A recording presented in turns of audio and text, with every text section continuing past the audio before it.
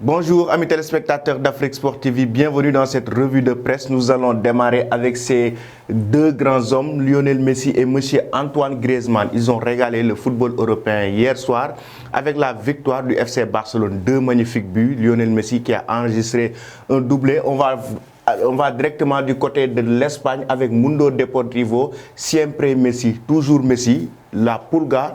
Lors de son 767e match au sein de l'équipe barcelonaise, Lionel Messi a inscrit deux magnifiques buts et qui devient une légende, qui restera une légende au sein du FC Barcelone. Donc le Barça qui a régalé hier le football européen, toujours avec le FC Barcelone, mais cette fois-ci avec Sport, qui est revenu sur cette victoire. Mais non seulement les 4 points du Barça qui peut maintenant égaler l'Atlético Madrid pour la course vers le titre. Le FC Barcelone est à 4 points du titre du leader qui est l'Atlético Madrid. Nous restons toujours en Espagne, mais cette fois-ci avec Marca qui revient sur le match du Real Madrid face à l'Atalanta ce soir en 8e de finale retour de Ligue des Champions, mais cette fois-ci avec Sergio Ramos. Depuis 2015, le défenseur espagnol n'a pas enregistré de défaite avec le Real Madrid sur le terrain. Sergio Ramos est un homme fort de la Maison Blanche et jouera cette rencontre. En Italie, on parle de cette rencontre, mais cette fois-ci Tuttosport qui revient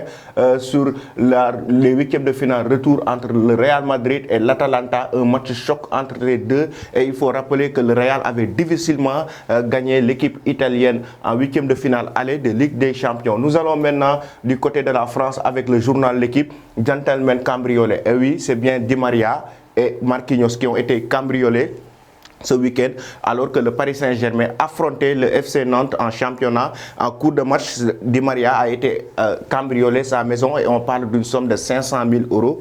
Marquinhos a vu son père être bastonné ou frappé par les cambrioleurs. Nous allons directement après cela vers Afrique Sport avec Sadio Mané. Hier, Liverpool a battu Wolverhampton sur un score de 1-0 et Sadio Mané a été passeur, Diego Jota a été buteur. C'est notre grand objectif. Sadio Mané dévoile les ambitions de Liverpool. Les ambitions de Liverpool, c'est la Ligue des Champions, mais aussi le titre.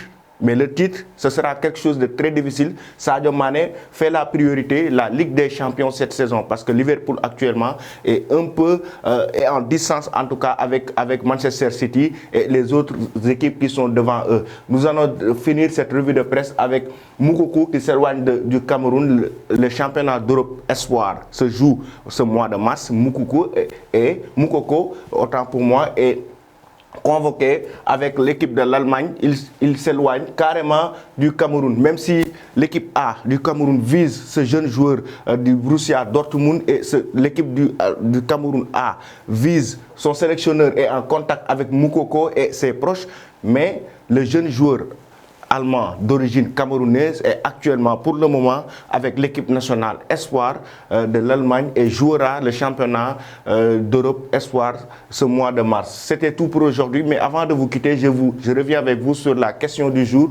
Liverpool peut-il remporter la Ligue des Champions cette saison? Est-ce que les objectifs dessinés par Sadio Mané sont possibles? Liverpool va-t-elle remporter la Ligue des Champions cette saison? Merci, c'était tout pour aujourd'hui. On vous donne rendez-vous demain à la même heure.